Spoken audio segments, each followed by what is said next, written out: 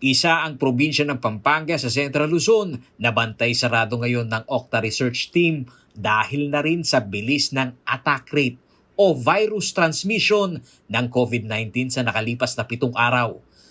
Sa Octa Monitoring Report na inilabas ni Professor Guido David ngayong August 26, 2021, nasa 18.48% ang average daily attack rate o ADR sa Pampanga. Simula yan August 19 hanggang August 25. Ibig sabihin nito, 18 sa kada 100,000 kabalin ang nagpo-positibo sa virus. Ano yan? 18 per 100,000 of population. So makamaliit siya kasi pag kinukumpara natin sa 100,000 na population. Pero pag dumadami yan, ibig sabihin, pag lumabas ka at mas mataas yung attack rate mo, mas maraming tao dun sa nasa labas ang likely na may dala ng virus. Or kunyari, nagpunta ka sa pumasok sa isang mall, tapos 1,000 yung laman na tao. Pag mas mataas yung attack rate nun, mas marami dun sa 1,000 na tao na rin ang posible may dala ng virus. Puna ng Octa Research Team, nakaaalarma ang kontribusyon ng mga key cities sa probinsya sa average daily attack rate o ADR nito sa isang linggo na nagdaan. Pumalo ng 25.73% ang siyudad ng San Fernando at 25.10% naman sa Mabalacat City. Ang mga indicators umanong ito ay nasa critical level number 4 ng Department of Health. Pag lumagpas sa 25, nasa critical level ng attack rate.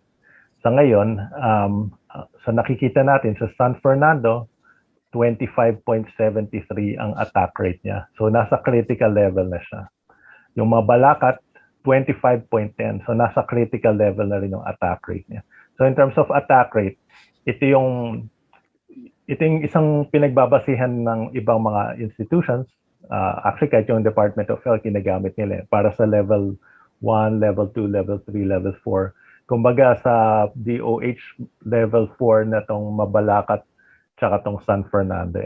Kaugnay umano ng karakter ng Delta variant ang bilis ng hawaan na nakikita at ramdam sa mga kalapit na probinsya ng National Capital Region.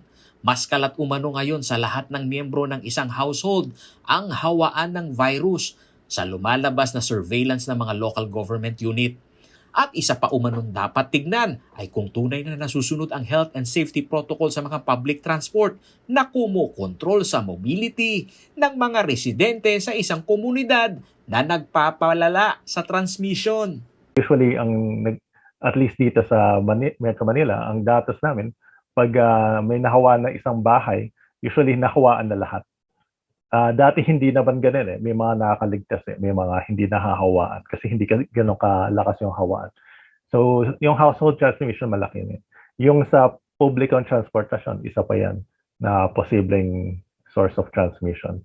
Samantala, sa panig ng Provincial IATF ng Pampanga, nagpatawag na ng emergency meeting si Pampanga Governor Dennis Delta Pineda kahapon, August 25, 2021.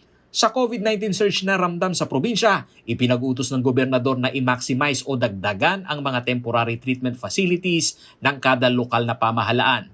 Nilinaw rin nila ang mga pulusiya ng granular lockdown sa mga barangay na maituturing na hotspot.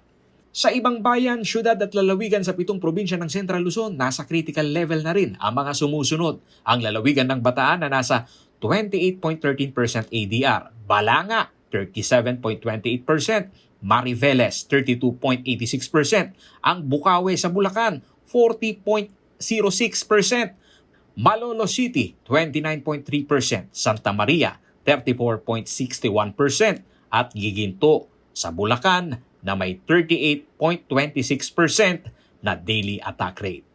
Paolo G. Santos, CLTV News.